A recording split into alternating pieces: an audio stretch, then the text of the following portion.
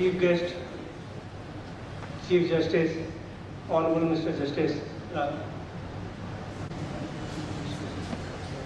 हमको लगता है कि कचहरी ठीक से काम करना दिया to kindly stand for the national anthem.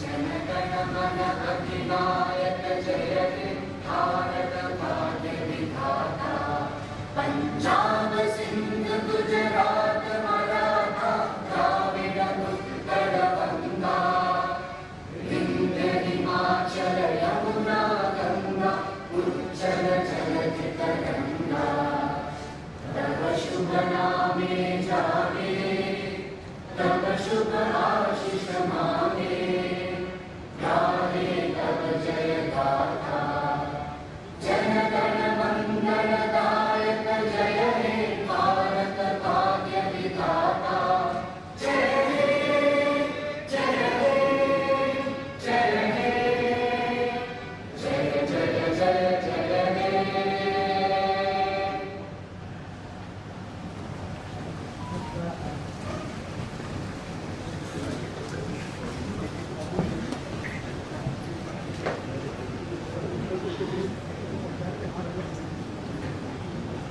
Good evening, all of you, and a very warm welcome to all. On this occasion of a mediator conclave, we are grateful to all of you for having taken out your precious time to attend this event. This mediator conclave is being held for the first time. It is a momentous occasion for all of us, as we are having this unique opportunity of holding the mediator conclave in the presence of our Honorable Chief Justice, along with all the Honorable Judges of this Allahabad High Court. I, Anup Kumar Srivastava, along with my co-host, Madam Rajlakshmi Sinha, will be anchoring this proceeding. We are extremely grateful to our chairman, Honorable Mr. Justice Sunil Kumar, for providing us with this opportunity to host this prestigious event.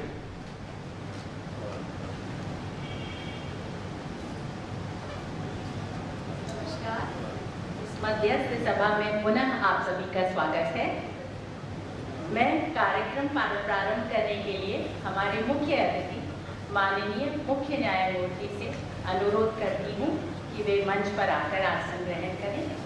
आपके साथ ही हमारे विशिष्ट अतिथि माननीय वरिष्ठ न्यायमूर्ति श्री तीर्थंकर दिवाकर जी, माननीय न्यायमूर्ति श्रीमती सुनीता अग्रवाल, माननीय न्यायमूर्ति श्री सुनील कुमार, माननीय न्यायमूर्ति श्री अश्विनी कुमार मिश्रा, माननीय न्यायमूर्ति श्री जे मुनीर, माननीय न्यायमूर्ति श्री पीयूष अग्रवाल, माननीय न्यायमूर्ति श्रीमती साधना रानी ठाकुर।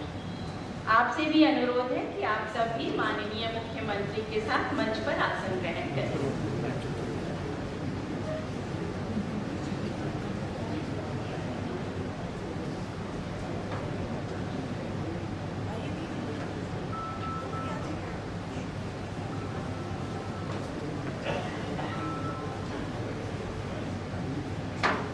अब मैं माननीय मुख्य न्यायमूर्ति एवं मंचासीन माननीय न्यायमूर्ति गणों से अनुरोध करती हूँ कि आप अपने कर कमलों द्वारा दीप प्रज्वलन करके इस कार्यक्रम का शुभारंभ करें।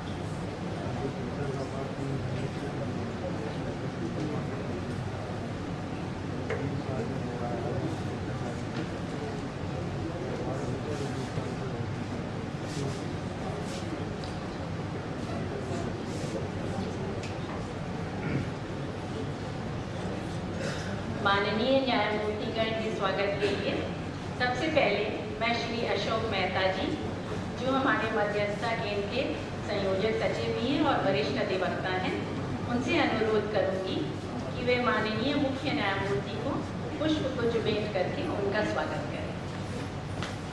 श्री अशोक मेहता।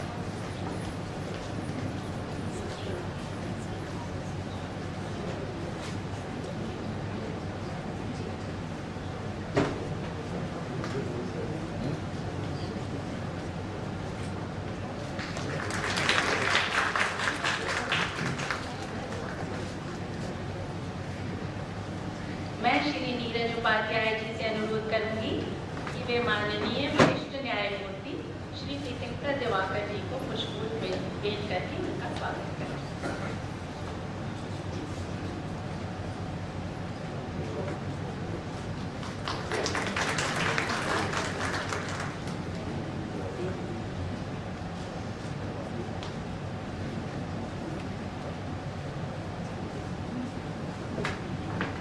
कुमारी मीना, जो हमारे मध्यस्थ हैं, कृपया मंच पर आएं और माननीय न्यायमूर्ति श्रीमती सुनीता अग्रवाल को पुष्पगुच्छ भेंट करके उनका स्वागत करें।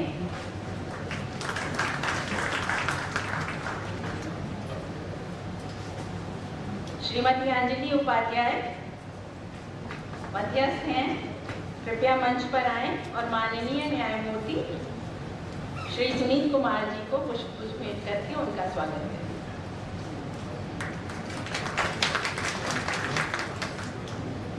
श्री संदीप सक्सेना मध्यस्थ प्रशिक्षक हैं हमारे मध्यस्थता केंद्र के, मंच पर आए और माननीय न्यायमूर्ति अश्विनी कुमार मिश्रा जी को पुष्पगुच्छ भेंट करके उनका स्वागत करें।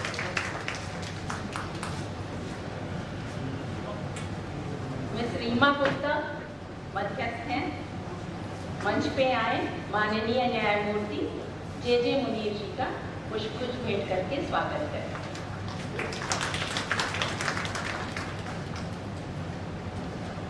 मिस पूनम सिंह सेंगर मंच पर आए माननीय न्यायमूर्ति श्री पीयूष अग्रवाल जी को पुष्पगुच्छ भेंट करके उनका स्वागत करें।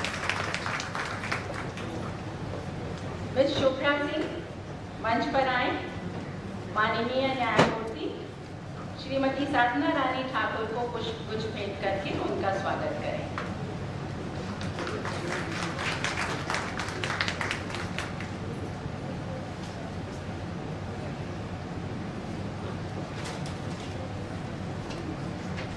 इस अवसर पर हम हमारी मध्यस्थता कमेटी के चेयरमैन माननीय न्यायमूर्ति श्री सुनीत कुमार जी की अनुमति से मध्यस्थता पर हिंदी में प्रकाशित भारत की पहली पुस्तक मध्यस्थता संकलन की प्रति मंचासीन माननीय न्यायमूर्ति गणों को भेंट करना चाहते हैं।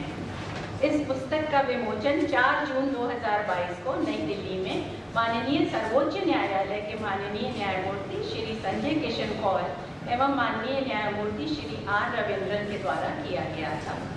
यह पुस्तक इलाहाबाद उच्च न्यायालय के मध्यस्थता प्रशिक्षकों एवं अन्य हिंदी भाषी प्रांतों के मध्यस्थता प्रशिक्षकों द्वारा लिखी एवं प्रकाशित की गई है। इस पुस्तक में माननीय सर्वोच्च न्यायालय के मध्यस्थता ट्रेनिंग मैनुअल के सभी विषय सम्मिलित हैं। पुस्तक की प्रति भेंट करने के लिए मैं श्री नीरज उपाध्याय और श्री संदीप सक्सेना से अनुरोध करती हूँ कि वे मंच पर आकर पुस्तक की प्रति भेंट करें।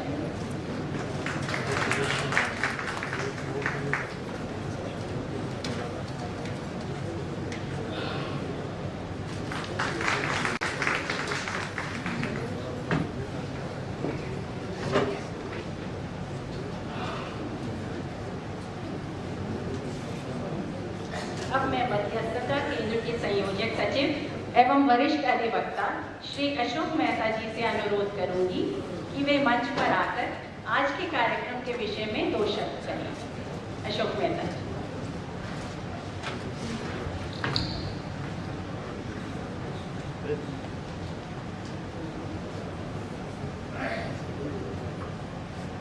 हमारे संरक्षक महोदय, मुख्य न्यायाधीश इलाहाबाद उच्च न्यायालय, हमारे संरक्षक महोदय, मुख्य न्यायाधीश इलाहाबाद उच्च न्यायालय माननीय श्री राजेश मंडल जी, वरिष्ठ न्यायमूर्ति माननीय श्री तनकर दिवाकर जी, इलाहाबाद उच्च न्यायालय मीडिएशन और कंसिलिएशन सेंटर प्रशासन समिति के अध्यक्ष माननीय न्यायमूर्ति श्री सुनील कुमार जी एवं समिति के सदस्य माननीय न्यायमूर्तिगण तथा उपस्थित सभी माननीय न्यायमूर्तिगण, आप सभी का स्वागत है।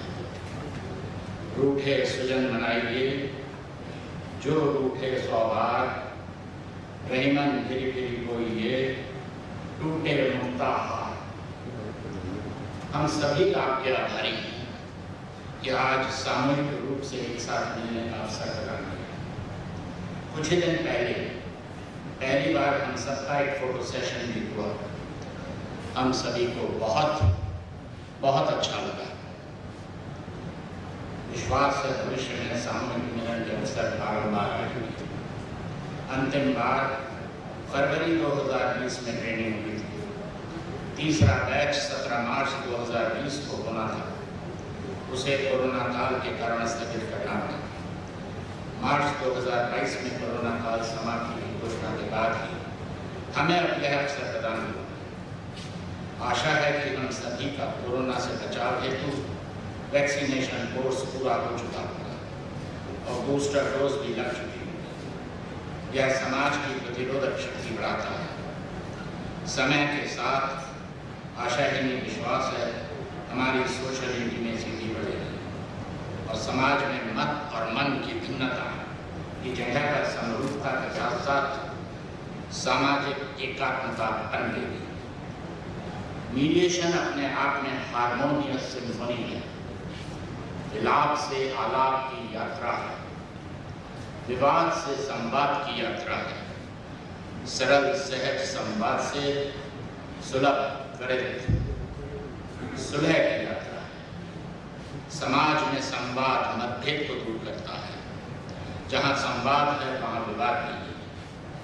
अगर समाज में संवाद प्रतिस्थापित कर दें तो हम संवाद मित्र वाद मुक्त समाज की परिकल्पना कर सकते हैं। मीडिएशन सेंटर में 200 से अधिक एडवोकेट मीडिएटर्स रहे। उनमें से 22 एडवोकेट मीडिएटर्स ने माननीय न्यायमूर्ति के पदों को भी सुशोभित किया है। मीडिएशन सेंटर में जो भी एक बार मीडिएटर रह लिया उसका व्यक्तित्व अपने आप एक सरल सहज वार्ता करने वाला हो जाता है। मीडिएटर्स एक परिवार की तरह, वह हाईकोर्ट को मंदिर की तरह पूछते हैं। उनकी अपनी अलग अलग हॉबीज हैं और समाज सेवा की ललक है। वह हमेशा लगातार प्रो बोनो कार्य करने के लिए तैयार रहते हैं और सेंटर पर लंबे समय तक मीडिएटर्स ने बिना किसी रिम्यूनरेशन के कार्य किया भी। सेंटर सभी मीडिएटर्स को इसके लिए एप्रिशिएट करता है। मीडिएशन सेंटर ने प्री लिटिगेशन मीडिएशन की तरफ अपने कदम बढ़ा दिए, जिसकी स्कीम कोरोना से पहले बन चुकी है और भविष्य में प्री लिटिगेशन मीडिएशन भी हमारे सेंटर पे रेगुलरली होगा। सेंटर के डिजिटलाइजेशन में मीडिएशन केसेस की कॉज लिस्ट ऑनलाइन है, जिसमें रनिंग केसेस और क्लोजर की डिटेल भी है। कोरोना काल में मीडिएशन सेंटर पर ई मीडिएशन भी प्रारंभ हुआ और आज भी जब आवश्यकता होती है वीडियो कॉन्फ्रेंसिंग से ई मीडिएशन सेशन होता है। इन प्रयासों के लिए हमारे सेंटर के इंचार्ज श्री सत्येंद्र मिश्र एवं उनका पूरा स्टाफ बधाई के पात्र है।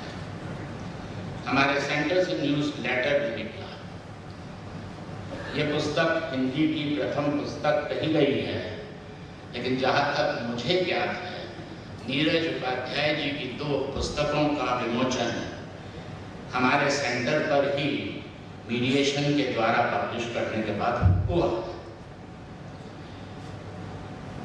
सभी मीडिएटर महीने में कम से कम एक बार सामूहिक मिलन का आयोजन भी करते थे। समय समय पर मीडिएशन से संबंधित व्याख्यान माला भी चली।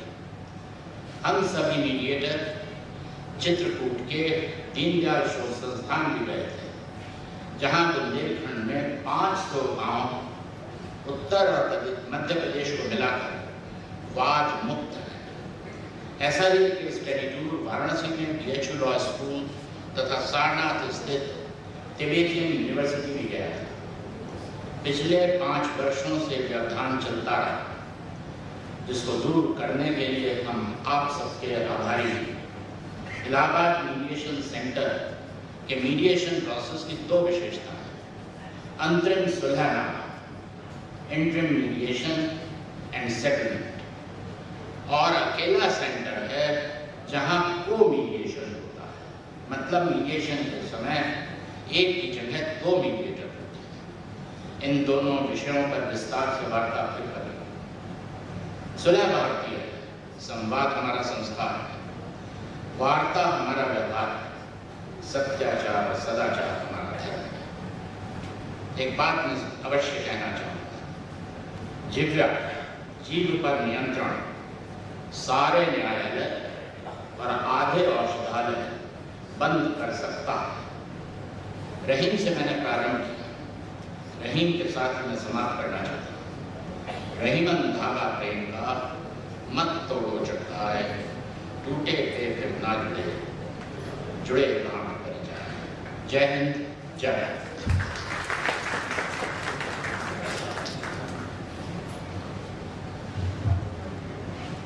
सभी माननीय न्यायमूर्ति गणों से जो पीछे की सीट पे बैठे हैं, निवेदन है कि प्लीज आप आगे आ जाएं। माननीय न्यायमूर्ति गण जो पीछे की सीट पे हैं, आगे आ जाएं।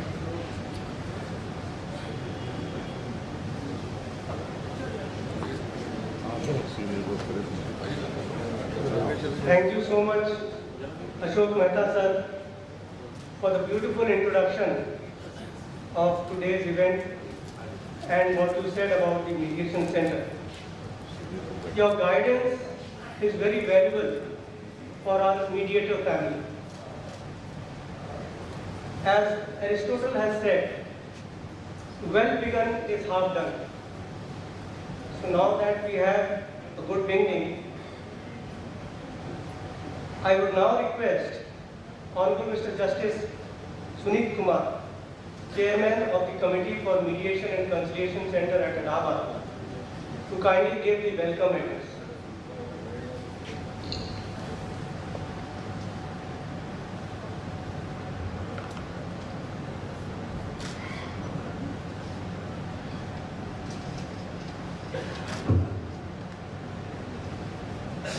माननीय मुख्य न्यायाधिपति जस्टिस राजेश बिंदल साहब, आज के इस समारोह के मुख्य अतिथि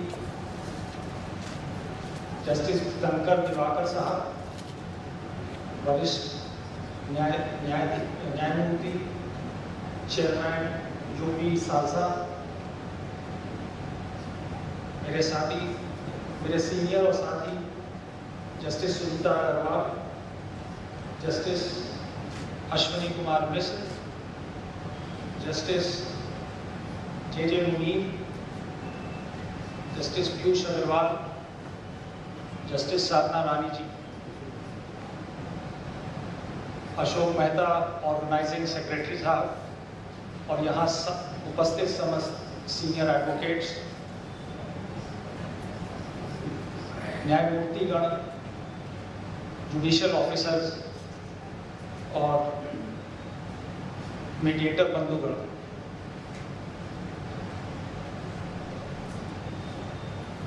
बड़े लंबे अंतराल के बाद ये कार्यक्रम आज संभव हो सका और इसका श्रेय मुख्य न्यायाधिपति को जाता है। मैंने आपसे जिक्र किया कि ऐसा एक प्रोग्राम करना चाहते हैं जिसमें सारे मीडिएटर्स और हमारे न्यायमूर्तिगण इकट्ठा हों और हम लोग अपना विचार और अपने तजुर्बे को साझा कर सकें। तो सी साहब ने कहा, जो उनका वाक्य था, उन्होंने कहा कि कुछ करते रहो और कुछ नया करो। तो इससे प्रोत्साहित होकर हम लोग ने आज इसका आयोजन किया है। और मैं आप सबको अवगत करा दूं, हमारे मुख्य न्यायाधिपति के एजेंडे पे मीडिएशन टॉप प्रायोरिटी पे, वो मीडिएशन को और बढ़ावा देना चाहते हैं। और इसी सिलसिले में हम लोग मीडिएटर्स और यूथ पैनल करने जा रहे हैं और कर रहे हैं। इस सिलसिले में हमने आपसे चर्चा की, मुख्य न्यायाधीश से हमने कहा कि इतने नंबर्स हम इंडक्ट कर लें, तो आपकी राय थी इतना ना करो, इसका दोगुना करो, क्योंकि हमें इसको बढ़ाना है और व्यापक बनाना है। और हम चाहते हैं कि अधिक से अधिक जो बात है वो सुलह समझौते से विस्तार चले। तो उसी ओर हम लोग अग्रसर हैं आपके मार्गदर्शन में।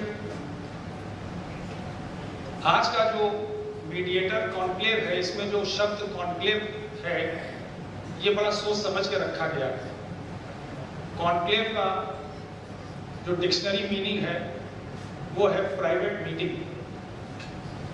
तो आज ये जो हम लोग ने रखा, ये इन हाउस मीटिंग है।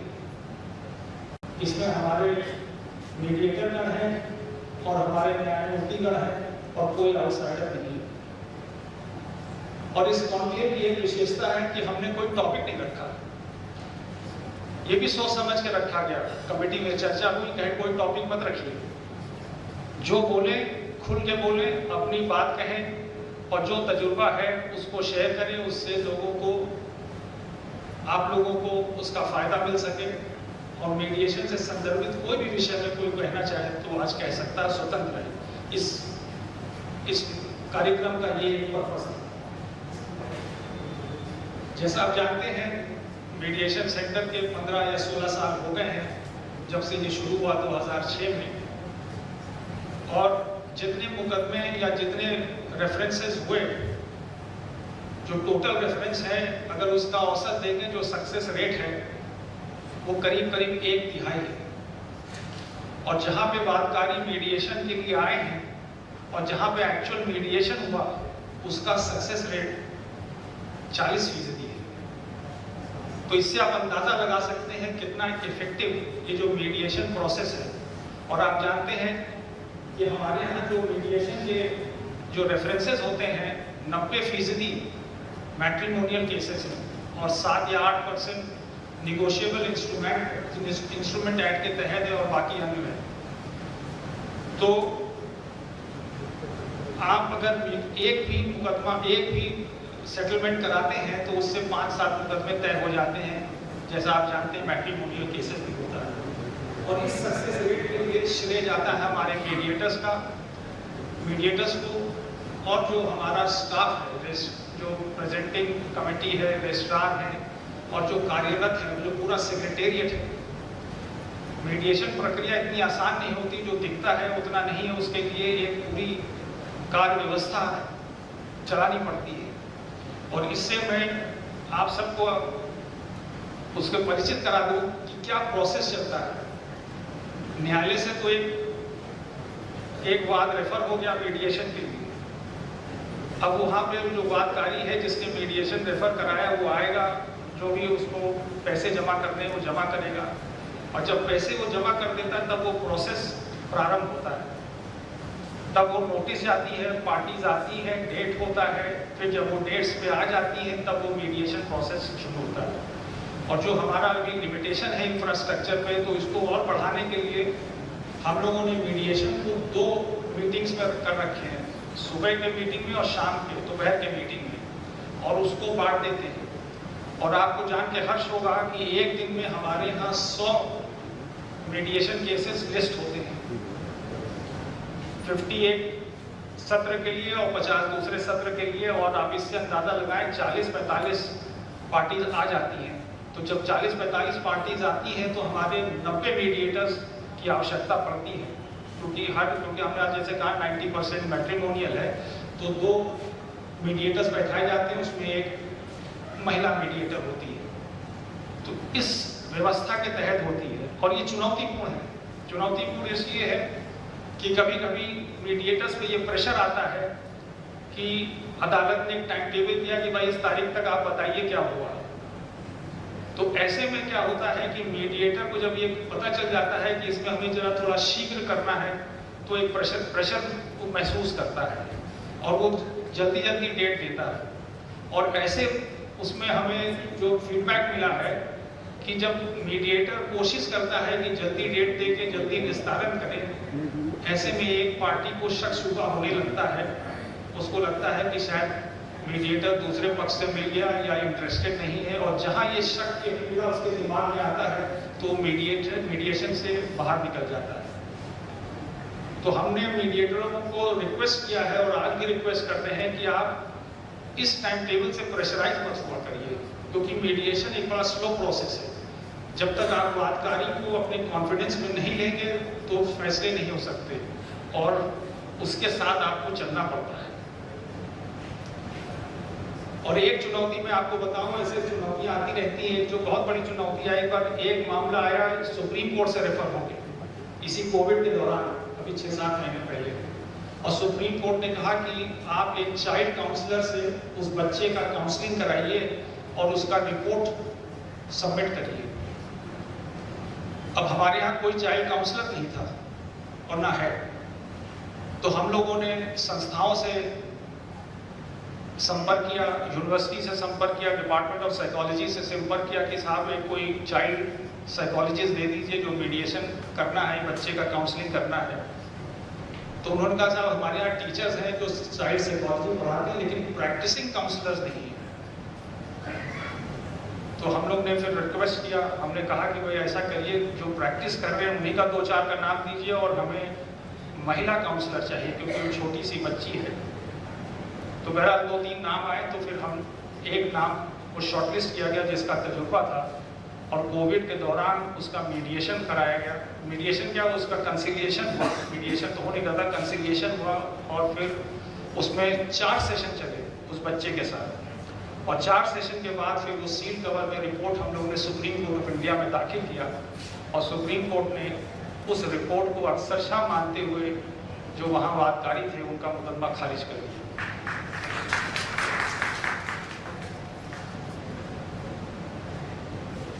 तो ऐसी ऐसी चुनौतियां आती हैं जिसको ये मीडिएशन सेंटर और सब मिलके इसको देखते हैं, करते हैं। और हमारे रिक्वेस्ट है, हमारे जो बंधु हैं यहाँ पे, हमारे साथी हैं, कि आप मैट्रिमोनियल तो आप कर ही रहे हैं, लेकिन और जो विषय है, negotiable instrument act, commercial matters, rent control matters, ये सब के अगर आप ये सब केसेस को भेजें तो प्रयत्न किया जाएगा, क्योंकि अगर मीडिएशन सेंटर में केसेस नहीं आएंगे तो प्रयत्न भी नहीं हो सकता और एक अटेम्प्ट हम लोग कर सकते हैं। अब आता है कि अपने मीडिएटर भाइयों से मैं क्या कहूँ और किस विषय पे कहूँ। तो विषय तो मैं कुछ नहीं कहूँगा क्योंकि मैं जानता हूँ, वाकिफ हूँ, ना मैं ट्रेंड हूँ, ना हमारे पास मीडिएशन का उतना तजुर्बा है। और अपनी बात को मैं विराम दूंगा 2 दृष्टांत पेश करते हुए जो हमारे से गुजरा। इसलिए दृष्टांत आपको पेश कर रहा हूँ क्योंकि ये शायद कभी भी मीडिएशन टेबल पे आएगा नहीं। एक प्रकरण ये है कि जो मियाँ बीवी हैं वो डॉक्टर हैं और साल भर की शादी हुई और पत्नी ने कहा कि हम अलग होना चाहते हैं। तो जब उससे पूछा कि भाई क्या है, साल भर आप अलग हो रही, कोई परेशानी है क्या? नहीं, ना पति से परेशानी है, ना उसके कमाने से, उसके घर द्वार, कोई चीज़ से परेशानी नहीं है। तो पूछा भाई क्यों परेशानी है, फिर क्यों आप अलग होना चाहती हैं? तो उसने कहा कि जिस शहर में हम ब्याह के आए हैं और जहाँ हमारे पति रहते हैं, काम करते हैं, क्लिनिक चलाते हैं, मुझे ये शहर नहीं पसंद, इसलिए मैं अलग होना चाहती हूँ। और या तो पति ये शहर अपना छोड़ के हमारे शहर में चले, वो गुजरात की थी। तो बेचारे डॉक्टर साहब जो थोड़े इमोशनली चार्ज थे, अपना सोचे वोचे जब लौट के आए तो उन्होंने कहा कि मैं सोचता हूँ कि हम ही शहर अपना छोड़ दें, क्लिनिक वाइंड अप कर दें और गुजरात चले जाएं। अब एज अ जज तो हम उसको वहीं सील कर देते, लेकिन एज अ मीडिएटर मैंने उनको दूसरी छवि दिखाई। हमने कहा डॉक्टर साहब एक चीज़ और ख्याल कर लें, फैसला तो आप ही का है। अब जब शहर के लिए कोई रिश्ता तोड़ सकता है तो पता नहीं कल आपके बाल पक जाए, कहते बाल सफेद हो गए इसलिए हम चले जाएंगे, छोड़ देंगे, या आपकी आवाज़ नहीं पसंद आ रही है। तो हमने कहा देख लीजिए, ऐसे सताए रिश्ते नहीं चलते, आप विचार कर लीजिए। तो बहरहाल जब अगली तारीख में लौटे तो डॉक्टर साहब ने कहा कि नहीं साहब आप ठीक कह रहे हैं, बेहतर है कि हम अलग हो जाएं और अपना नया जीवन प्रारंभ करें। तो ये, और दूसरी दृष्टांत देंगे, देखिए ये अजीब अजीब कहानियाँ आती हैं। यहाँ भी मियाँ बीवी है, बड़े यंग कपल थे, 5-7 साल की शादी है, तो पत्नी अलग, दोनों अलग हो गए थे शादी के तुरंत बाद ही, 6-7 महीने या साल भर बाद। तो पूछा भाई क्यों आप नहीं जाना चाहते? पति से कहे मैं कत्ले नहीं जाऊंगी और मैं ना साथ रहूंगी ना जाऊंगी। तो हम लोग ने कहा भाई जब साथ नहीं रहना नहीं है तो अलग अलग हो जाए। कहने मैं अलग भी नहीं होंगी, सूट भी लड़ूंगी, अपील भी लड़ूंगी, इस आदमी को मुझे परेशान करना है, इतना प्रताड़ित करना है कि परेशान हो जाए। तो भाई उसने कहा क्या भाई परेशान, मान लीजिए 15 साल आपका मुकदमा चला, अगर आप 30-32 साल की है तो 45-47 साल की हो जाएंगे, तो कौन परेशान होगा और कौन किससे बदला लेगा? आपका भी तो वक्त खराब हो जाएगा। लेकिन वो इतनी जिद्दी थी कि नहीं मानेंगे। कह आप जानते नहीं, अलग होने के बाद हमारे मर्द ने एक और शादी कर लिया, उससे 2 बच्चे भी हैं। तो जब शौहर से पूछा गया भाई क्या है, क्यों ऐसे कर दिए, कहाँ तुमने शादी कर रखी है? कहने साहब मैंने शादी तो नहीं करी। तो हमने कहा भाई कह रही 2 बच्चे भी, कहने वो ठीक कह रही है 2 बच्चे भी है, लेकिन मैंने शादी नहीं करी है, किसी औरत को ले आके बसा दिया है। तो हमने कहा ये औरतें मिलती कहाँ जो आप ले आके बसा दिए?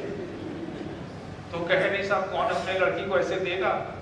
मैं मध्य प्रदेश चला गया और एक आदिवासी इलाके से एक औरत या एक लड़की को मोल के ले आया। अब वो रहती है, वो घर का भी काम करती है, जानवर भी देखती है और 2 बच्चे, कम से कम हमारा परिवार चलेगा। और आपने देख लिया वो कितनी जिद्दी औरत है, वो तो अपना जिएगी ना हमें जीने देगी। तो ये दोनों दृष्टांत में मैं ये आपको कहना चाह रहा था, इसमें ना कोई डिस्प्यूट है ना कोई कन्फ्लिक्ट है, किसी का ईगो है और किसी का एक परसेप्शन है। तो ऐसे में रिश्ते चलते नहीं हैं। तो आप लोग जो पूर्वग्रह हो कि ये सोचें कि जन्म जन्मांतर का रिश्ता है और चलेगा, तो ऐसा है नहीं। वक्त और समय बहुत बदल गया है। आप इस पे सोचिए, इस पे रोशनी दीजिए, हो सकता है ये आपको मीडिएशन में मदद करे। धन्यवाद।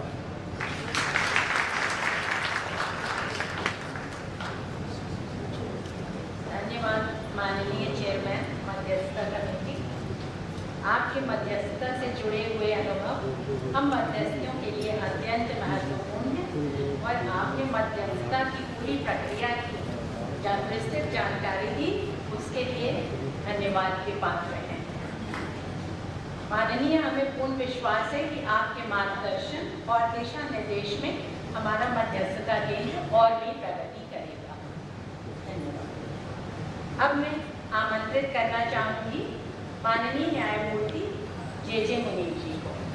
माननीय न्यायमूर्ति स्वयं भी एक मध्यस्थ रह चुके हैं और बहुत सारे सफल समझौते आपने कराए हैं।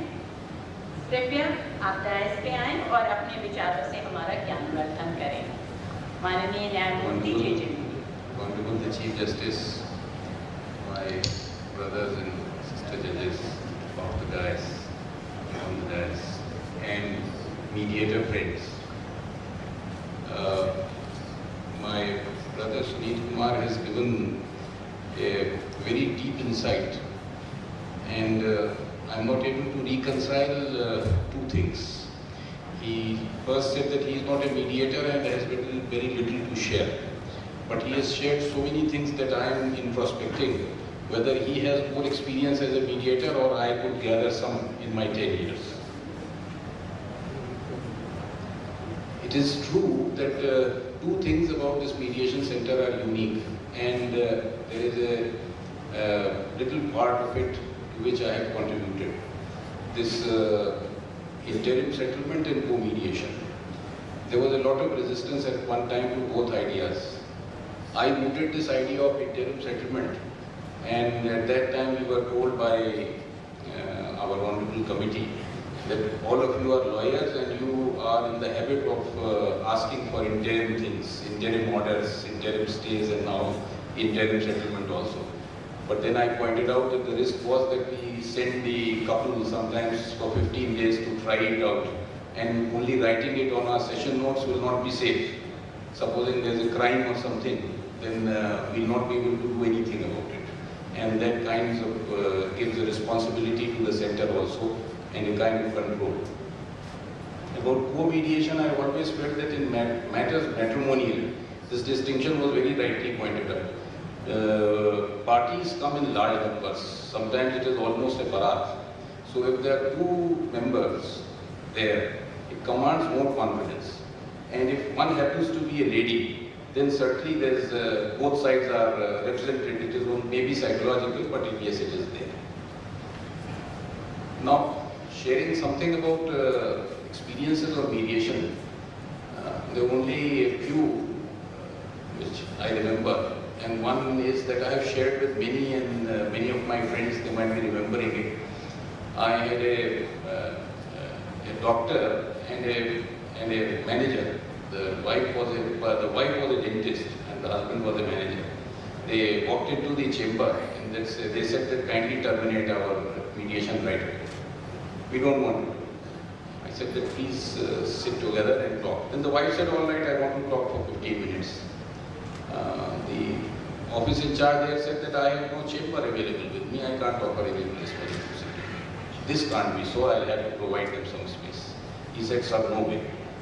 So I asked the PM and a guard there and my driver to open my car, and I said that you sit down in my car, I will start it, put on the air conditioner and you talk it out.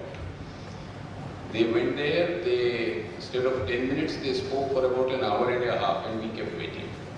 After an hour and a half, they came back and they said, we want a date, we'll consider it. And after 2 sessions, there was a reunion. They went on the reunion. Then in one case in rent control matters, as Dr. Sunil Kumar pointed out, that is also one very good option out. I remember this was not as a mediator, but I was a member of the center. There was an eviction order under, as we know, under section 21, a release order. I knew that there was nothing in the case. I stood up and I requested the judge that it may be referred to the center. So the judge thought that possibly I was trying to get a stay and all that. Well, that kind of confidence, he referred it to the center. It went to the center and I don't know whether my friend out there remembers that case. Mr. Dayal went before him. So he mediated it and the settlement was that the tenant will vacate the premises in 6 months. This was the settlement. So when the case came back to the court, the judge asked me whether I would also have given you 6 months time to vacate. I would have dismissed the petition. So I said that there is a difference. Now court thinks that they have won. If you had dismissed it, the tenant would have thought that he has lost and the tenant has won. So when we talk about this win-win situation, so this win-win situation is not a word of art. It has got some great significance, and this is the significance. The same result, when done in a mediation, it carries a different significance. These are the few thoughts I wish to share with you, and I have not much to add. All of it my esteemed brother has already spoken. Thank you very much.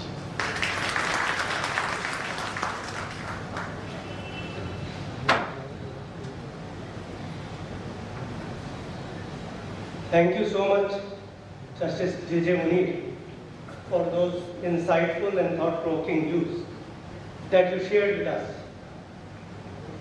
We are indeed enlightened by your words. In your views, Lordship, we can very well, it was quite visible that you have the experience of mediation, and you talked about the out-of-box thinking also. Because the mediator needs to be creative when he is handling a dispute.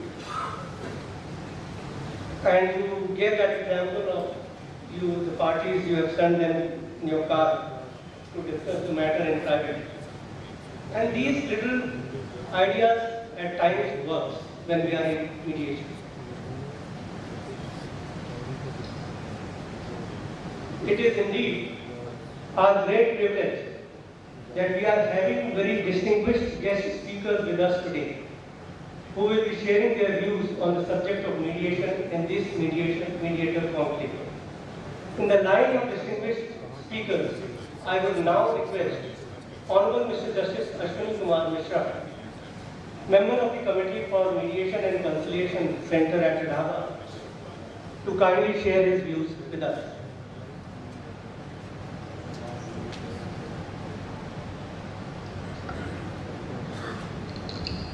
Honorable the Chief Justice, Mr. Justice Rajesh Bindal ji, my other esteemed colleagues of the bench, of the dais, on the dais.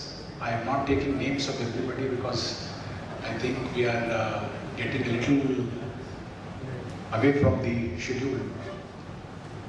I just have a few thoughts. I must admit I have not been a mediator, but I must say that I am a great believer in mediation as a means for bringing peace to society. We are, as my esteemed senior colleague Justice Sunil Kumar said, it's a conclave, it's a within the house interaction.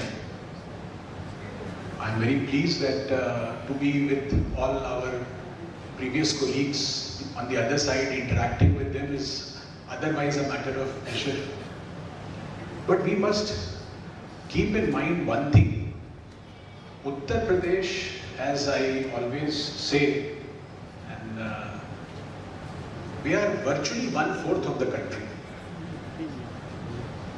1/4 of the country, numbers are huge, and differences amongst persons are bound to be there.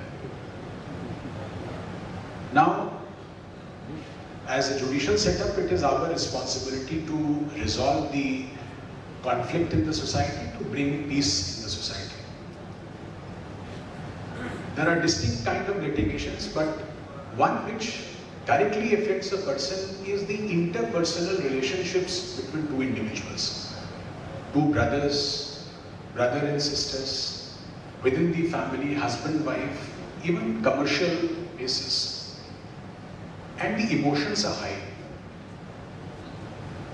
When the matters normally come to us on the judicial side, to best of our ability, we decide, we write long judgments, long orders, which are again then subjected to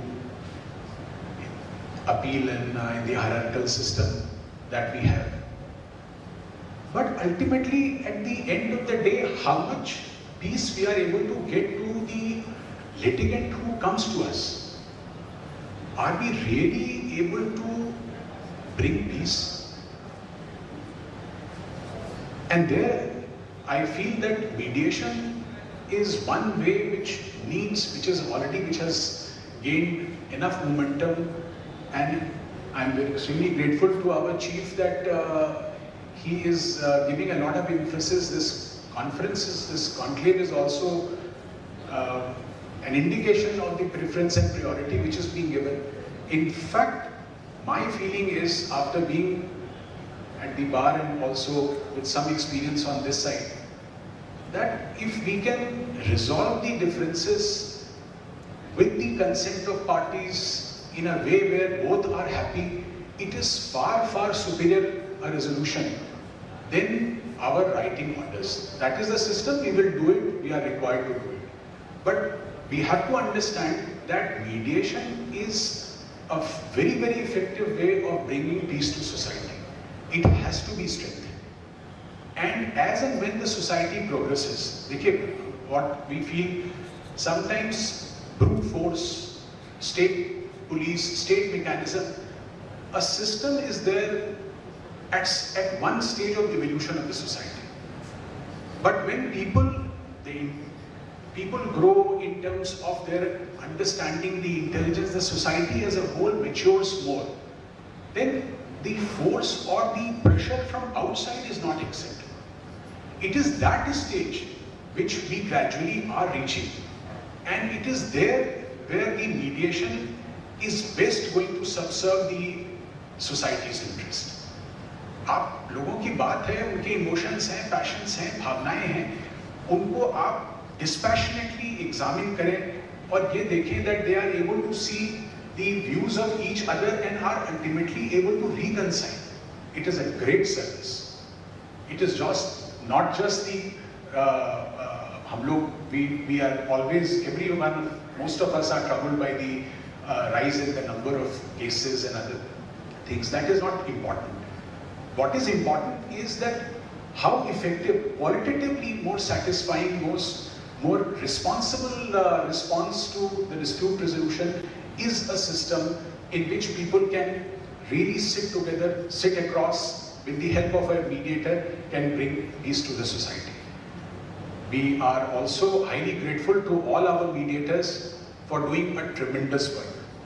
We know that all of you have your own difficulties, your own commitments, yet you are taking time to do this service.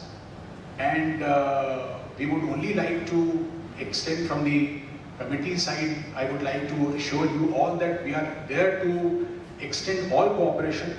We really appreciate your abilities and we look forward to more enthusiastic response from you all. Thank you.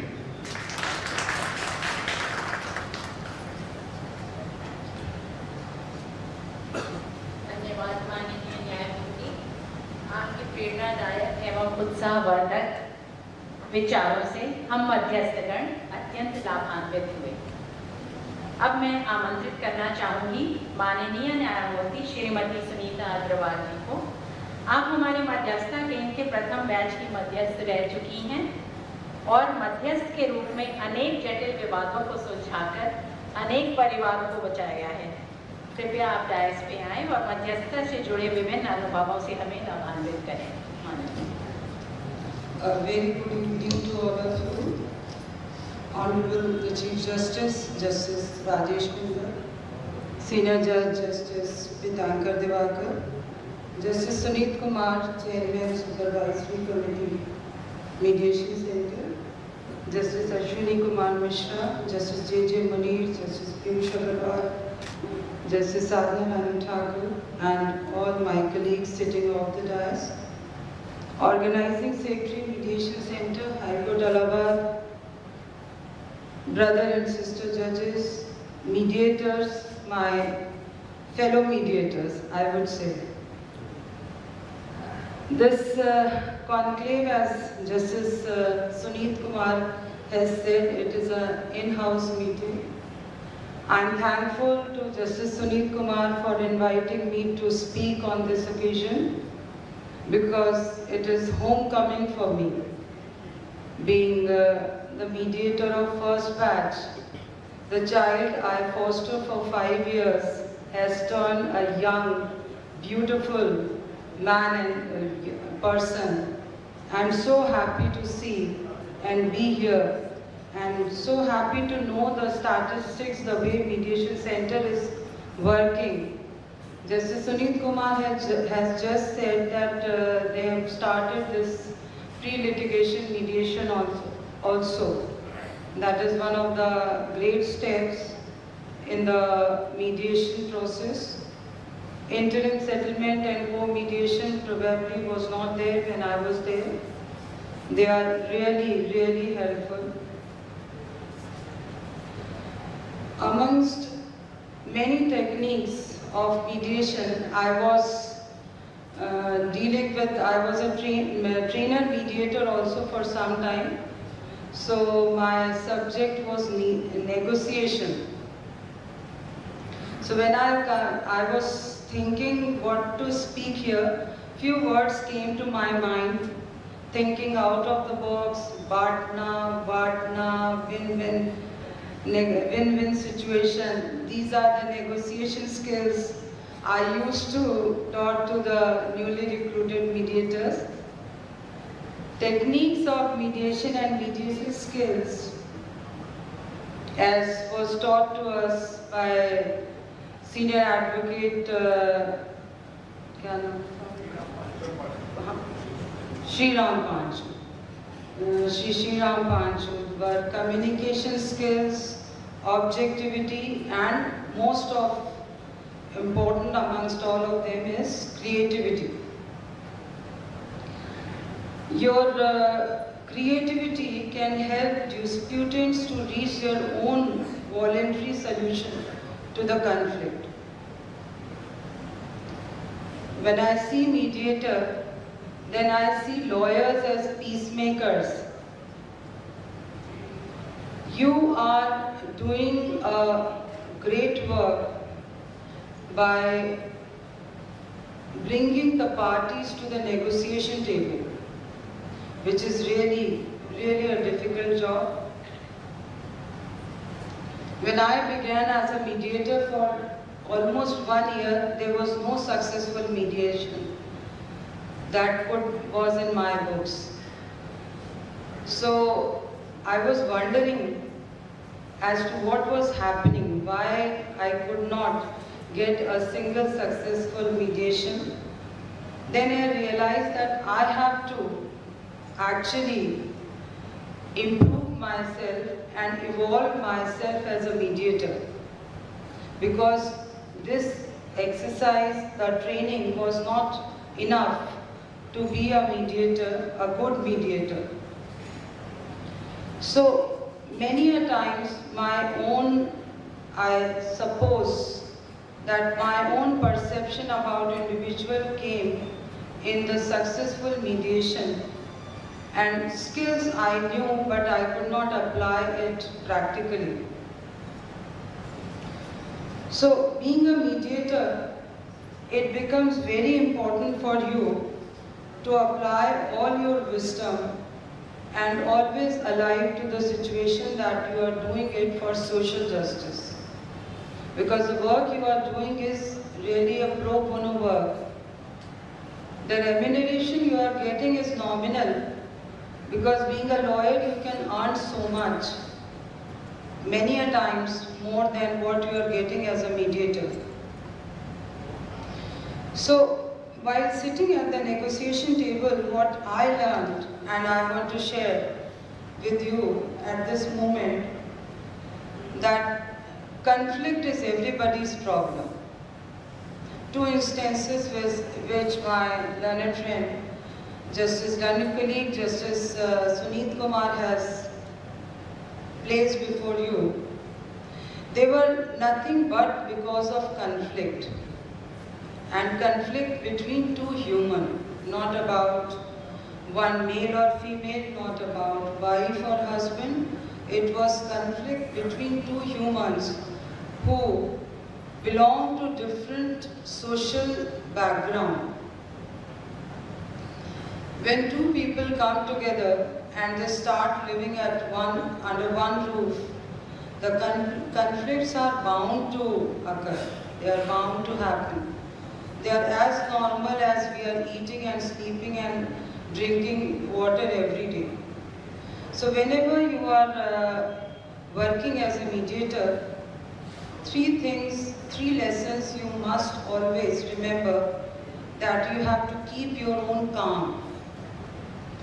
Whenever you are incited, keep yourself reminded that you have to keep your own calm. Put your one hand on your chest and another on your belly, and then relieve yourself. By taking deep breath, you will get your own calm. And then second is listen to all sides at all times, and the times when you think that you have got it right, you understood what they are trying to say, even then please don't interrupt. Let them complete what they are trying to say. Let them shun their own emotions. Let them relieve themselves. Listen to both sides, in fact all sides. And engage as if you care. You care for both of them. You look conflict as your own problem. Then you will be able to resolve the conflict, because here you are for resolution, not for decision. And the decision must always be of the parties, because they are here before you for win-win situation, as we have been taught. Thank you so much. Thank you so much, Justice Sunita, for sharing your valuable views with us. You are an inspiration for many young women lawyers and mediators of our height. Thank you so much. It is our great fortune that today we have with us Honorable Mr. Justice Pritinkar Divakar, Senior Judge of our High Court and the Executive Chairman of the UP State Legal Services Authority as our guest of honor. I would request Justice Pritinkar Divakar sir to kindly grace the dais and share his valuable views with us.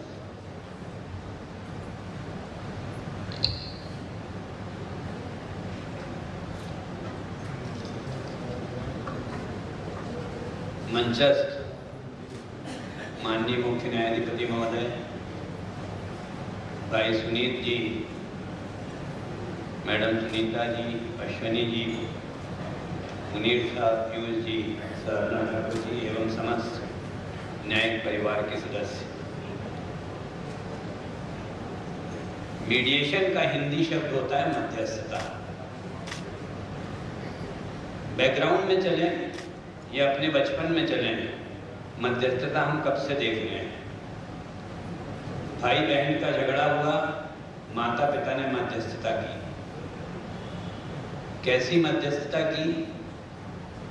छोटे को बोला गया sorry बोलो बड़े को, बड़े ने sorry बोला, छोटे ने सॉरी बोला।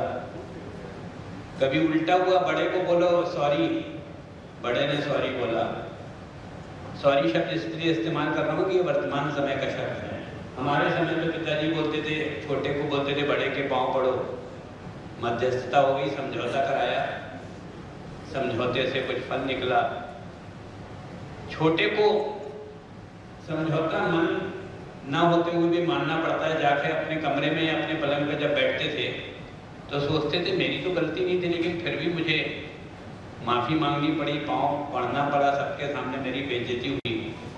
लेकिन यही चीज़ हमारी स्ट्रेंथ बनी कि हमको बड़े की बात माननी पड़ी, हमको स्वीकार करना पड़ा कि अगर गलती होती है तो हमारे घर में एक मुखिया होता है जो मध्यस्थता करता है हमारे बीच में।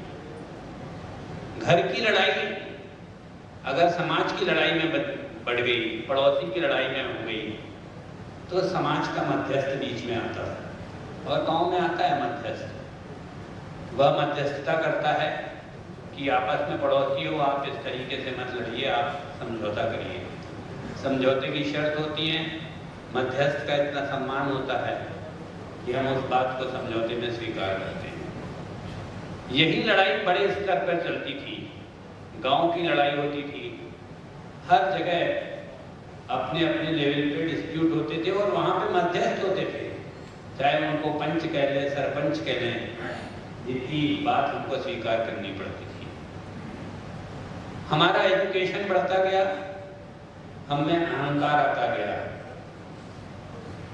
हमने देखा कि अब न्यायालय खुलने लगे हैं तो हम लोगों को धमकी देखने लगे। समझौता नहीं करते, हम लोगों को क्या बोलते थे, तुमको कचहरी में देख लेंगे। बड़ा फेमस डायलॉग होता था, कचहरी में तुमसे निपटेंगे। कचहरी में निपटने की बात की, गुस्से में हम चले गए कचहरी, लेकिन वहां पर जाकर देखा कि व्यवस्था तो और बुरी है। हम जहां न्याय पाने के लिए गए थे वहां न्याय मिलना और कठिन हो गया, बहुत देर लगने लगी।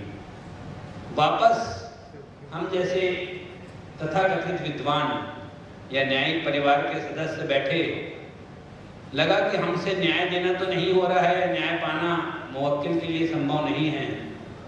तो हमने वापस पुरानी व्यवस्था पे जाना चालू किया और हम जन्म हुआ वहाँ पर एडीआर सिस्टम का। पूर्ण सम्मान के साथ स्वीकार करता हूँ कि एडीआर सिस्टम, मध्यस्थता सिस्टम, आर्बिट्रेशन, ये हमारी विफलता का परिणाम। आप इसमें कुछ गुण ढूंढ सकते हैं कि कुछ आगे इसका जिक्र करूंगा, कोई गुण ढूंढ सकते हैं, लेकिन इसका जन्म कहाँ से हुआ?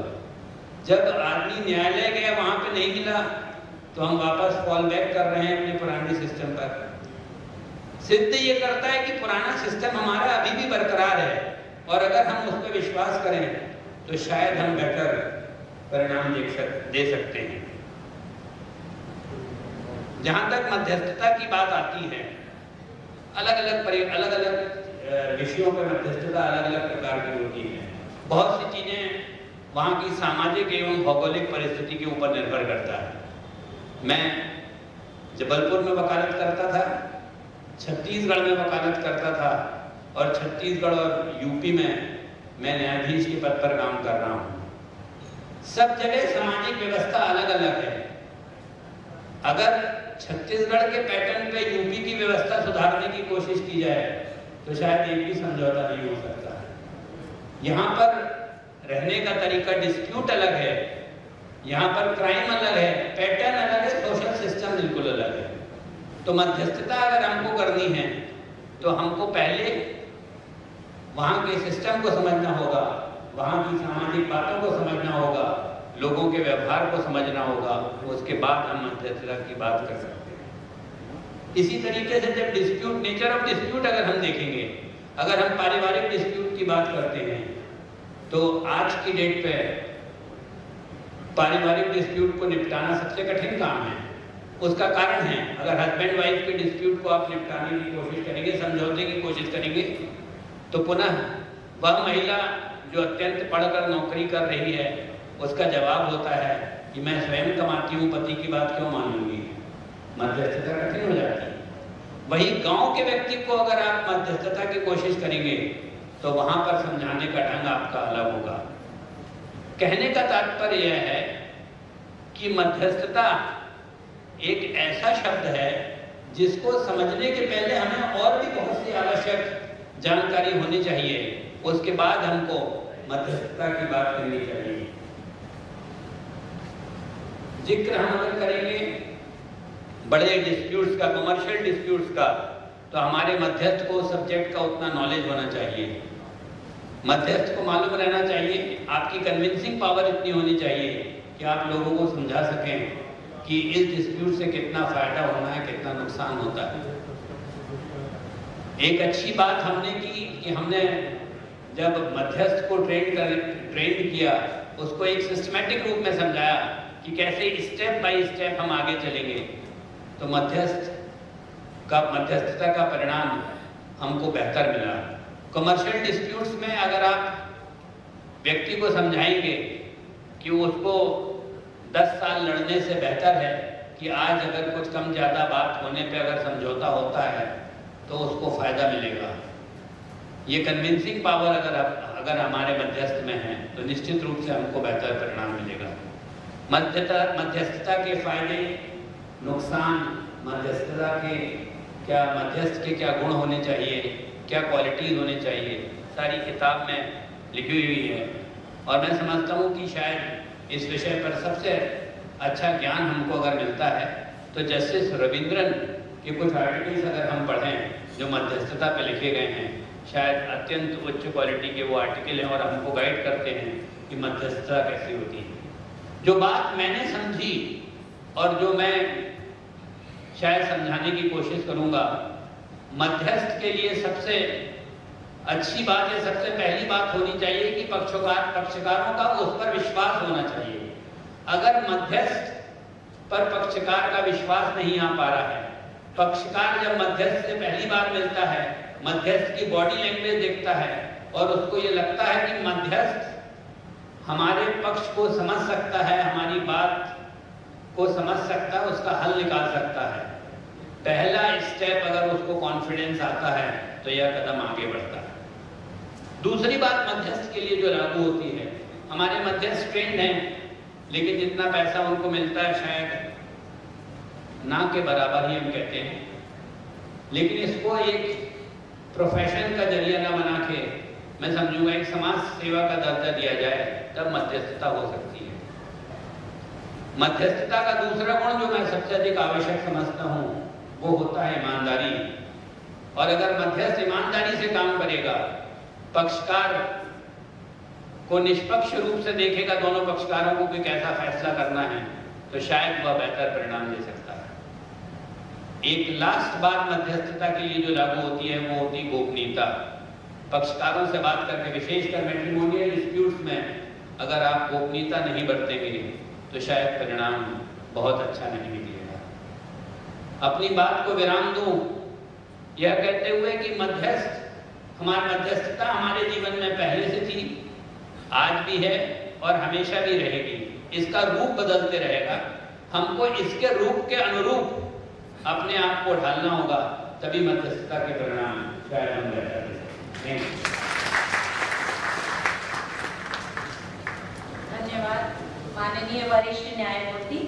आज आपके मध्यस्थता से जुड़े उत्साहवर्धक एवं प्रेरणादायक विचारों को सुनकर हम मध्यस्थगण अभिभूत हुए, जिसके लिए हम हृदय से आपके आभारी हैं और आभार व्यक्त करते हैं। अब मैं डायस पर माननीय मुख्य न्यायमूर्ति को आमंत्रित करना चाहूँगी। माननीय मुख्य न्यायमूर्ति हमारे मध्यस्थता केंद्र के संरक्षक हैं, मध्यस्थता के विषय पे अथाह ज्ञान और विशेष रुचि रखते हैं, जिसका प्रत्यक्ष उदाहरण हमारा आज का ये कार्यक्रम है। माननीय कृपया आप डायस में आएँ और अपने अनुभवों और विचारों से हमारा मार्गदर्शन करें। Very good evening. My sister and brothers, सबके डायस, बाकी मैं भी सबके नाम नहीं लूँगा क्योंकि उसमें एरर का चांस आ रहा है। वो देखती है ब्रदर अश्विनी जी ने देखकर टाइम ज़्यादा हो गया, मैं शेड्यूल देखा था तो मेरा टाइम 5:15 बजे गया और उसके बाद वो एंड का टाइम आ गया तो मेरे को ज़्यादा बोलना नहीं चाहिए क्योंकि बढ़िया ट्यूशन हो सकती है। दूसरी चीज़ ये है कि इतने सारे स्पीकर हो, जजेस हो फंक्शन में, तो लास्ट में 2 ऑप्शन है कि अगर सबकी ओपिनियन एक साइड पे है तो लास्ट एक आदमी डिफरेंट ओपिनियन नहीं रह सकता, तो आई एग्री ही करना कि आप माइनॉरिटी में हैं इसका कोई यूज़ दे दें। और सेकंड चीज़ ये है कि जितने मीडिएशन के बारे में जितने पॉइंट्स हैं, आप शुरू से जितने स्पीकर्स ने starting from mister Mehta, I think सब इनआउट्स बता दिए और सर्कल कंप्लीट कर दिया हमारे ब्रदर दिवाकर ने। तो अब क्रिकेट के मैच में क्या होता है कि लास्ट में सिर्फ टेल एंडर आते हैं, सब ओपनिंग बैट्समैन, मिडल ऑर्डर, सब ने अच्छी बैटिंग, सबके पास स्ट्रोक अच्छे, तो लास्ट में बॉलर होते हैं, तो उनकी कोई भी हिट कहीं इधर उधर जाती है, तो इसलिए मेरा रोल उतना ही है इसमें। बट एक बात फर्स्टली जैसे बताई कि किताब हिंदी की फर्स्ट है, सेकंड है, थर्ड है, उससे कोई फर्क नहीं पड़ता, पर इम्पॉर्टेंस ये है कि जो हमारा मीडियम ऑफ लैंग्वेज है जिससे हम समझते हैं सब कुछ, तो उसकी एक पहल यहाँ पे हुई, वो इम्पोर्टेंट है। कहीं और भी छपी होगी अगर, या यहाँ भी छपी है, बट ये एफर्ट चलती रहनी चाहिए क्योंकि कम्युनिकेशन जितना चलेगा उससे ही आगे हम प्रोग्रेस करेंगे उसमें। जैसे पहले बात हुई कि मीडिएशन के बारे में काम ज़्यादा होना चाहिए या किसी फंक्शन के बारे में, मैं सोचता हूँ कि जब तक इंटरेक्शन नहीं होगा, आपस में बैठ के कोई बातचीत नहीं होगी, तो हम प्रोग्रेस नहीं कर सकते आगे किसी भी इशू। अदरवाइज हम एक कमरे में बैठ के अलग सोचते रहेंगे, आप लोग अलग सोचते रहेंगे, जो मीडिएटर्स हैं वो अलग सोचते रहेंगे, कोई सकारात्मक जो हमारे विचार हैं उसका एक समन्वय जिस तरह कुछ होना चाहिए वो नहीं हो, और उससे हम अच्छा रिजल्ट नहीं निकालेंगे अनलेस हमारे को एक दूसरे की प्रॉब्लम्स हैं या सजेशंस हैं वो नहीं हो। और हम तो उस स्टेट में हैं जहाँ पे अगर हम पुरानी उसमें जाएंगे तो रामायण में भी मीडिएशन की बात हुई थी और महाभारत के टाइम भी हुई थी, दोनों चीज़ें उत्तर प्रदेश में। और हमारे को रिजल्ट भी पता है कि अगर मीडिएशन सक्सेसफुल ना हो तो डिज़ास्टर ज़्यादा है, वो डिपेंड करता है उस टाइम में डिज़ास्टर उसका लेवल था, और अब डिज़ास्टर डिपेंड करता है किस तरह के डिस्प्यूटेड पार्टीज हैं उसके हिसाब से डिज़ास्टर। एक मिस्टर मेहता ने बात की थी तो मैं ब्रदर दिवाकर को कह रहा था कि इससे तो हमारी भी जॉब शायद खतरे में आ जाएगी। उन्होंने कहा कि मीडिएशन बहुत सक्सेसफुल हुई तो हॉस्पिटल और कोर्ट का काम तो ये तो इतनी जल्दी बंद नहीं होता, क्योंकि जिस तरह लिटिगेशन बढ़ रही है, जिस तरह माइंडसेट लोगों का लड़ने का है, जैसे ब्रदर दिवाकर ने भी बताया कि हमने फिल्म देखी थी, आपने भी देखी होगी, जोली एलएनडी में उसने लास्ट में कहा था ना कि कोर्ट में देख लें, वो एक डिफरेंट एंगल भी है उसका कि कोर्ट के ऊपर लोगों को कॉन्फिडेंस भी है, कुछ आइडिया लोगों का हरास करने का है लोगों को कोर्ट में लेके जाने का, और वो हमारे यहाँ शायद थोड़ा ज़्यादा यूज़ करते हैं क्योंकि पेंडेंसी बहुत है, दिनों में अगर केस फाइल कर दिया तो 2, 4, 5 साल तो उसको घुमा ही देंगे कोर्ट में। तो एक एफर्ट ये बहुत रहती है लोगों की। तो अब दूसरी चीज़ इसमें आप अगर लेंगे कि उसमें हम सबका ही रोल है, जजेस का भी है, लॉयर्स का भी है, कि अगर इस तरह के केसेस हम थोड़ा सा पॉइंट आउट कर लें और जल्दी निपटारा हो जाए तो शायद लोगों को इस तरह की एनकरेजमेंट ना हो। अब जहाँ तक और इश्यूज बहुत सारे थे, प्रैक्टिकल एक्सपीरियंस भी ब्रदर सुनीत ने या अश्विनी जी ने या मुनीर साहब ने सबने शेयर किए, वो सबके पास डिफरेंट आते हैं। और मैं एक ऐसा आदमी हूँ जो कभी मीडिएशन में कभी इन्वॉल्व नहीं रहा, तो बाहर से ही देखा है मैंने मीडिएशन का सारा काम। तो जैसे एक चीज़ बताई दिवाकर साहब ने, मैं प्रैक्टिकल एक्सपीरियंस उसका आपको बताऊंगा कि इन्होंने कहा कि जब तक आपको एरिया की प्रॉब्लम या उनकी सारी चीज़ें नहीं पता, you are not involve in this, तो लोगों को कॉन्फिडेंस नहीं आएगा कि ये कैसे मीडिएशन कर सकता है।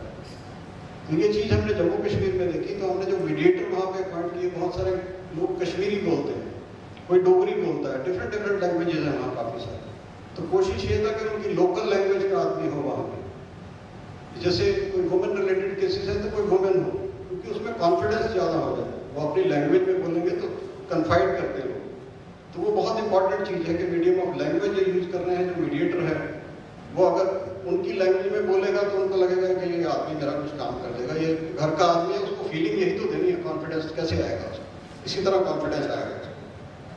सक्सेस रेट हमने यहाँ देखा कि 40% of the persons who are joint mediation basically आए हैं मीडिएशन में, बहुत अच्छा सक्सेस रेट है। बट एक फ्यूचर की बात अगर हम कहें, मेरे ख्याल नेशनल दिल्ली में भी शायद प्रोबेबली 30-40% के करीब ही सक्सेस रेट है, पर वहाँ मीडिएशन बहुत देर से चल रही है, काफ़ी हैं। बट हमारे यहाँ भी जैसे ब्रदर अश्विनी ने बताया था कि 1/4 ऑफ द कंट्री यहाँ पे है, 1/4 है, और हमारे पास लिटिगेशन भी 1/4-1/5 है कंट्री की, चाहे हाई कोर्ट कहें या हम डिस्ट्रिक्ट कोर्ट कहें।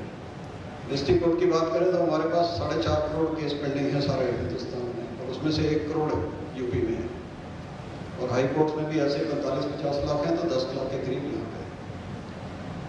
तो सबसे बड़ी स्टेट है, तो इसमें भी हमारा नंबर जो है वो सबसे बड़ा ही होना चाहिए। इसीलिए मैं ब्रदर से बात कर रहा था कि हमारे पास मीडिएटर कम है, हमारे को और मीडिएटर ऐड करने चाहिए, क्योंकि वर्कलोड काफ़ी है हमारे पास। तो उसमें अभी हमने लखनऊ में पीछे ट्रेनिंग की थी मीडिएटर्स की, और यहाँ पे भी प्लान कर रहे हैं, वो शॉर्टलिस्ट कर रहे हैं ब्रदर उसके। तो उसमें ये काम आगे और बढ़ने वाला है। अब जो मीडिएशन बिल है, अभी तो कोई लॉ नहीं है इसके ऊपर, पर मीडिएशन बिल जो आ रहा है उसमें प्रोबेबली प्री लिटिगेशन मीडिएशन बहुत जगह कंपलसरी हो, तो उससे हमारा काम काफ़ी बढ़ेगा। तो इसलिए हमारे को उसके लिए तैयार होना है। हाई कोर्ट के लेवल पे एक डिफरेंट चीज़ है, बहुत सारे सूट या कुछ फाइल होंगे सिविल लिटिगेशन को डिस्ट्रिक्ट कोर्ट में होंगे, तो हमारे को डिस्ट्रिक्ट कोर्ट में भी इसको बहुत जोर के मीडिएटर्स की जरूरत पड़ेगी एकदम। तो अभी से हमारे को उसके लिए तैयारी जरूरी है। और 138 नेगोशिएबल इंस्ट्रूमेंट एक्ट के केस में सुप्रीम कोर्ट ने डायरेक्शन की थी कि केसेस मीडिएशन को रेफर करो, हमने किए भी हैं, कुछ केसेस में सक्सेस मिली है हमारे को।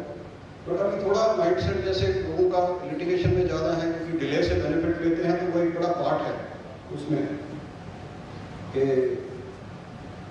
कोर्ट में डिले से जो बेनिफिट लोग लेते हैं।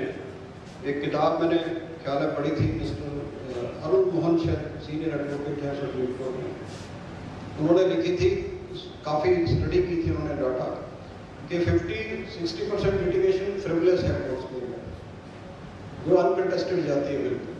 और हार्डली जो उन्होंने बताया था कि अबाउट 25% लिटिगेशन है जो क्वालिटी लिटिगेशन है, जो कोर्ट में डिसाइड होती है, होनी चाहिए, आनी चाहिए। अब मीडिएशन की अगर हम बात करें तो मीडिएशन की तरफ तवज्जो ज़्यादा क्यों हुई? एडीआर में तो पहले हम आर्बिट्रेशन की बात करते थे, और हमने अब ये देखा कि आर्बिट्रेशन वाला सिस्टम जो है बहुत सक्सेसफुल नहीं है। उसका रीज़न ये है कि आर्बिट्रेटर, आप सबको पता है कि कितनी प्रोलॉन्ग हियरिंग है, या हियरिंग की लोकेशन जो है जहाँ होल्ड करते हैं वो डिफरेंट है। सुप्रीम कोर्ट ने भी बहुत केसेस में कमेंट किया, उसका फीस के लेवल है और बहुत सारी चीज़ें हैं उसमें। और उसके बाद ऑब्जेक्शन अपील वो यानी कि लॉन्ग रन प्रोसेस है उसमें एक। उसीलिए ये सारा सिस्टम जो है वो मीडिएशन की तरफ ट्रांसफर हुआ, क्योंकि इसमें जाकर सेटल हो गया तो फाइनली सेटल हो गया। बट इसमें भी हमने देखी है चीज़ें कई दफ़ा कोर्ट में आ जाते हैं कि जब मैटर सेटल होने के बाद कोर्ट में जाता है तो कोर्ट में फिर आगे पार्टी कह देती है कि जी मेरे को तो मंजूर नहीं है, या कंकर कर दिया था। तो वो भी तीन चीज़ें एक इसमें देखने वाली है हमारे को कि लोग कन्विंस्ड प्रॉपरली हों, ताकि कोर्ट में आने के बाद अगर court next year court referred mediation है तो उसमें उनको ये चांस ना रहे या माइंड उनका चेंज ना हो।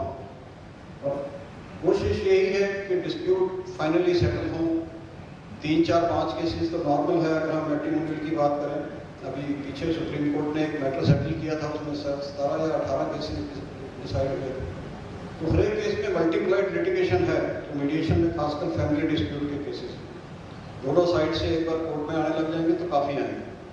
तो हमारी एफर्ट ये भी होनी चाहिए। फैमिली डिस्प्यूट एक चीज़ है, और भी बहुत तरह की सिविल लिटिगेशन है जो मीडिएशन में जा सकती है, तो उसमें रेफरेंस बहुत इंपॉर्टेंट है। उसके लिए भी हम काफ़ी काम हमारे जो जुडिशियल ऑफिसर्स हैं डिस्ट्रिक्ट कोर्ट्स में, उनको भी मोटिवेशन और ट्रेनिंग का प्रोसेस है कि जो केसेस जा सकते हैं। सुप्रीम कोर्ट की गाइडलाइंस बहुत हैं, उसमें एफकॉन इंफ्रास्ट्रक्चर की मेडिकल जजमेंट है, उसमें काफ़ी अच्छा उन्होंने लिखा है कि किस तरह के जा सकते हैं और किस तरह के नहीं जाने चाहिए। सारी गाइडलाइंस उसमें अवेलेबल है। तो ये सारी चीज़ें हैं। एंड मैं समझता हूँ कि in the times to come जितने इंटरेस्ट से यहाँ सब लोग काम कर रहे हैं मीडिएशन का, तो नंबर और सक्सेस रेट यूपी का, क्योंकि हमारे को वो जब कहीं लिस्ट बनती है तो वो यू से नहीं लेते हैं कि भाई हम ऑलमोस्ट टेल एंड पे हैं, वो हमारे को इलाहाबाद से लेते हैं। तो हम टॉप में रहते हैं लिस्ट में, कहीं कुछ पूछते हैं क्योंकि इलाहाबाद हाई कोर्ट नाम चलता है, तो इसलिए फर्स्ट नाम पूछे। तो हमारी ये फिक्र है हर एक चीज़ में, वो बहुत एनकरेजिंग होनी चाहिए। ब्रदर दिवाकर नोज के भी लोक अदालत होने लगती है तो फर्स्ट चीज़ यही आती है कि भाई यहाँ का तो टॉप में होगा ही। तो इसी तरह मीडिएशन में भी हमारे को यही दिखाने वाली बात है कि भाई हमारा इलाहाबाद में या उत्तर प्रदेश में जो मीडिएशन का काम है वो कंट्री में टॉप में होना चाहिए। Number, success rate and confidence लोगों का रहे, तभी हम सक्सेस करेंगे, इसमें सक्सेसफुल होंगे। और एक प्रो बोनो की तो बात एक डिफरेंट है इसमें, यस, कि अभी प्रेजेंटली इसमें कोई शक नहीं कि सेक्रीफाइस है काफ़ी प्रोफेशनल टाइम का, but with the passage of time या दिल्ली में या बड़े शहरों में ये एक इंडिपेंडेंट प्रैक्टिस भी शुरू हो गई है। बहुत सारे एडवोकेट्स जो हैं वो नॉर्मल प्रैक्टिस नहीं करते, वो सिर्फ मीडिएशन की प्रैक्टिस कर रहे हैं, और लोग प्राइवेट डिस्प्यूट उनको रेफर करके म्यूचुअल अंडरस्टैंडिंग से रिजॉल्व करा रहे हैं। तो यानी कि उनमें अगर 10 पॉइंट हैं, उन्होंने 6-7 भी वहाँ सेटल कर लिए, तो कोर्ट में जाने के लिए 2-3 पॉइंट ही रखे। तो ये एक इंडिपेंडेंट प्रैक्टिस हो जाएगी विद टाइम टू कम। तो उस एंगल को भी हम दिमाग में लेके चलें कि आगे से इसको प्रमोट भी करने का, क्योंकि इनिशियली जब ये स्टार्ट हुआ था सारा प्रोसेस तो लोगों का था शायद कि हमारी प्रोफेशनल उसमें भी ये एडीआर का सारा प्रोसेस हमारा परफेक्ट करेगा प्रोफेशनल काम में, बट ऐसा कुछ नहीं है। तो बट ये सब आपने एक्सपीरियंस किया इन चीज़ों को। तो I think with these words I am thankful to brother Suneet. आपके फंक्शन में या किसी भी फंक्शन में आने में तो एक खुशी की बात ही है कि सबसे मिलने का मौका मिलता है। Thank you very much. Thank you, my lord, for those inspiring and motivational words. They will definitely give a lot of hope and encouragement to our mediators and motivate them to work with more zeal in future.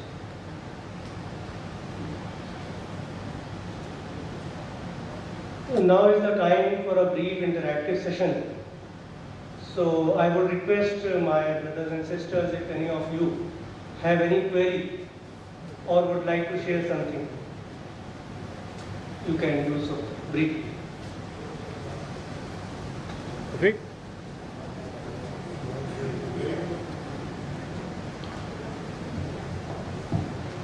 Very good evening to everybody. My Lord, my Honorable Chief Justice, judges of Mediation Committee, judges and brothers and sisters. My Lord, I feel that there needs good awareness between the public at large, as well with the help of mediation. Number 2, I believe or I feel that 2 observers be appointed for each district. 2 mediators of Allahabad High Court be appointed for each district once in a month, any Saturday, Sunday, whatever as should be, so that whatever the problems are there in which cases, or where the cases have been arbitrarily dismissed, or where the parties are looking if in case if the mediators from Allahabad High Courts are coming, will appear before them with the confidence that there may be good result. And I believe so, that there may be good result. May I kindly consider. I would like one very small point. I would like to quote one example with my experience in one of my mediation. 32 persons were there, and I was introduced as SDM, Daruga, Farana, whatever. And I was compelled to organize this mediation in the hall. 8:30 बजे शाम को fail हो गया, मैं चला गया अपने दफ्तर, फिर फोन आया, 9:15 बजे वो सेटल हो गया. Thank you. Thank you, Manish. See, whatever you have to ask, can be very brief. Yes. A sentence or two, because we are running out of time. Anybody else?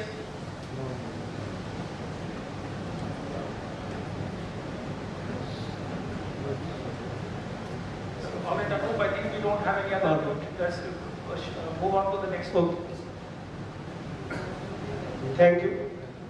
So, as we say that all good things must come to an end, I would now request Honorable Mr. Justice Piyush Agarwal, member of the Committee for Mediation and Conciliation Center at Allahabad, to kindly give the vote of thanks.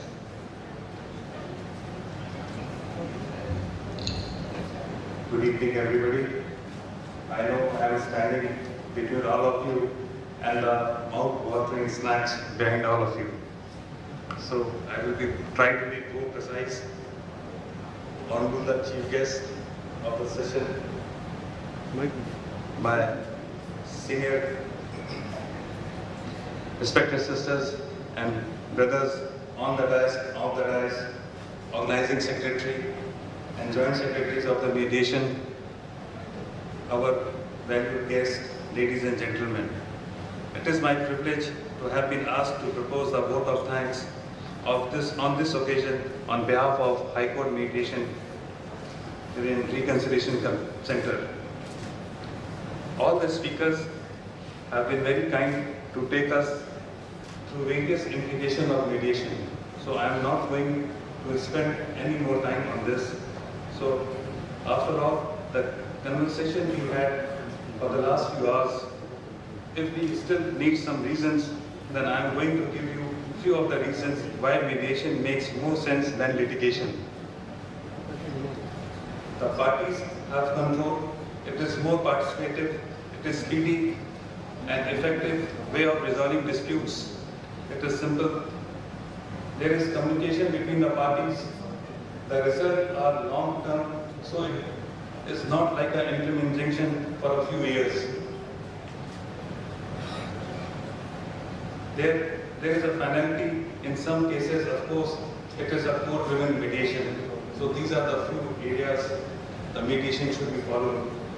Now, I would like to take this opportunity to place on record our heartiest thanks to our respective chief guests for an inspiring speech which enabled us as well as all the mediators sitting here. I must mention our deep sense of appreciation to respected senior brother Deepanta Divakar for demonstrating in his speech that mediation is an excellent tool. I would like to acknowledge and gratitude to respected sister Sunita Agarwal for sharing her theory of mediation, and we all are inspired by your great words. I would like to express our sincere thanks to respected brother Sunit Kumar for enlightening us in his welcome address. I would be failing in my duty if I don't acknowledge the great work put forward by respected brothers Ashwini Kumar Mishra and J.J. Muni in their address. The wheels started rolling a weeks ago, but we are fortunate enough to have a back by a team of very motivated and dedicated mediators who knew their job, and the result is in front of you that we are all here after a long gap. At the last, I would like to mention some of the office bearers' names without whom efforts this event could not take place. May I mention the name of Ashish Srivastava, Registrar Protocol, Satyam Mishra, Registrar Mediation, and Shiv Prasad, Joint Registrar, who helped our committee to make this event a reality. I would like to thank you all once again for spending your precious time. Thank you. Jai Hind. आज के इस कार्यक्रम के धन्यवाद ज्ञापन के लिए माननीय न्यायमूर्ति श्री पीयूष अग्रवाल जी को धन्यवाद देती हूँ। आप सभी का पुनः आभार व्यक्त करते हुए मैं माननीय मुख्य न्यायमूर्ति से आज के भव्य कार्यक्रम के समापन की अनुमति चाहूंगी। कृपया सभी लोग राष्ट्रगान के लिए अपने स्थान पर खड़े हो जाएं।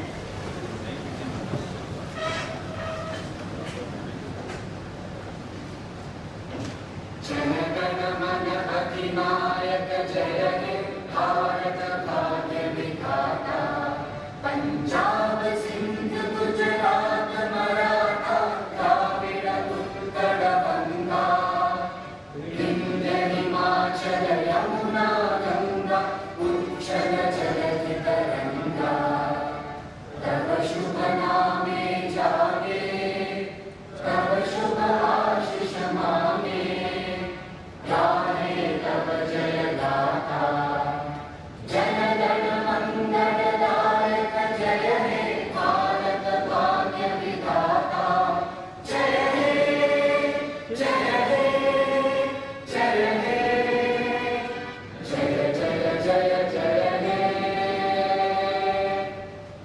आप सभी से निवेदन है कि जलपान ग्रहण करने के बाद ही प्रस्थान करें। धन्यवाद।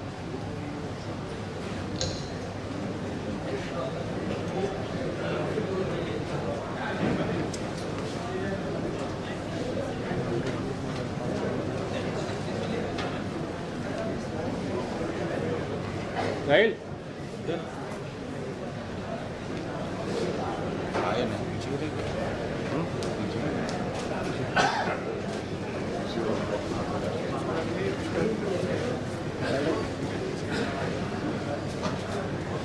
अच्छा अरेंजमेंट करना जरूरी है और वैसे भी जब से